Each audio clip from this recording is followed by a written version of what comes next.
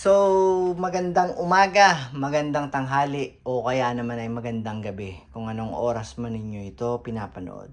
So, shoutout tayo kay Sir Glenn Garcia ng San Francisco, Quezon. Ayan, taga Quezon lang din.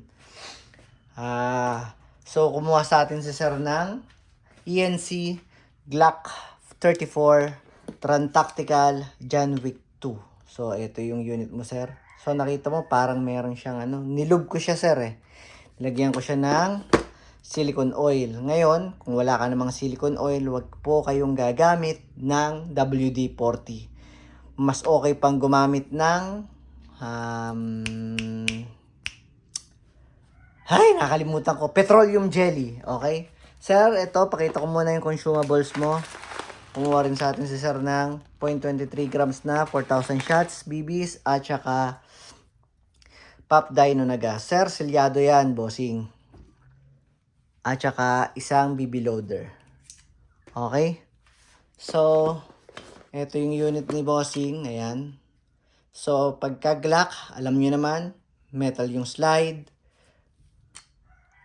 metal yung barrel, tapos polymer yung lower frame. So, naka U-type sight siya. Tapos, complete Glock markings at saka TTI markings. Ayan, Tactical Innovation, Combat Master. Tapos, ayan. So, may emblem ng logo ng Glock at saka ito maganda sa ENC eh. Complete marking sila. So, ito, kita rin pala yung barrel niya dyan. Okay. So, test natin yung unit ni bossing. So, I'm using 0.20 grams na Lancer Tactical para sa BBs at saka 12 kg na pop dino na gas. Okay? Adjust lang natin to. Yan. So, bossing, o nga pala, para halimbawa, hindi mo masyadong maaninag yung inlet valve, ibaba mo lang to, itong parang plastic na to. Pag maglalagay ka ng gas, ibaba mo lang to, yan, para kitang-kita mo yung inlet. Mas, kasi yung iba, sumisingaw sila, sayang naman yung gas, tumatakas yung gas. Sayang naman yung tumatapon na gas pagka hindi masyadong marunong yung naglalagay ng gas. Para mas kitang-kita mo yung inlet. Wait lang, mamaya. Lalabas ako dyan. Ay, Diyos ko, gagawa ng content. Saka kayo kakatok. Magpapatapon po kayo. Okay, para kitang-kita mo yung inlet valve dito, bossing. Yan. Buksan mo lang to. Ayan, hawakan mo lang tong parang plastic na to. Yan, lumulubog siya. Ito kasi yung lock nung pinaka magazine base plate natin. So, tanggalin mo lang to para kita mo yung inlet valve, saka mo hawakan dito sa dulo.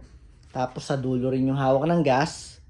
Para ganyan. Upside down, wag pong pabaliktad. Dapat po nasa baba ang magazine. Pag po pabaliktad, hindi po papasok yung gas. Okay? So, meron na siyang BBs at meron na siyang gas. Nilagyan ko na rin siya ng gas. So, test natin yung unit ni bossing. Malakas ang insert ng magazine. Kasa, bitaw. Oops. Hey! Hindi pa ready.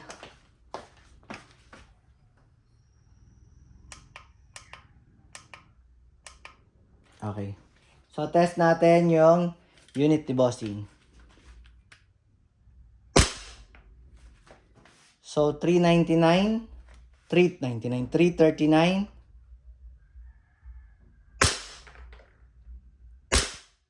Ayaw mabasa. 335, o yun.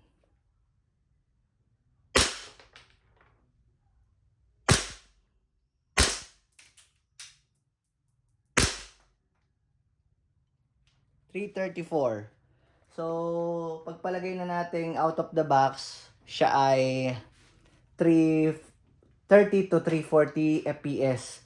So, ano ba yung ginagamit ko na yun? Chronograph po yun para sa BBs, para sa mga airsoft. Yung 300 something na binabanggit ko, yun po ay ang ibig sabihin nun ay FPS. So, ano ba yung FPS? Feet per second. Yun po yun. So, 336 ba? O, nakalimutan ko. 334 feet per second. So, ganun kabilis yung bala na lumalabas sa kanya. Okay? So, ubusin natin yung bala. Ay, ubus na pala. So, nag-open slide. So, working, bossing, no? Wala siyang problema. O wala ring leak yung unit natin. So, maraming salamat, Sir Glenn ng San Francisco, Quezon. So, pagka nag-open slide, bossing, hatak lang. Pag lock, hatak lang. Hatak. Tapos, bitaw. Tapos, i-rest natin yung hammer by pressing the trigger. Maraming salamat.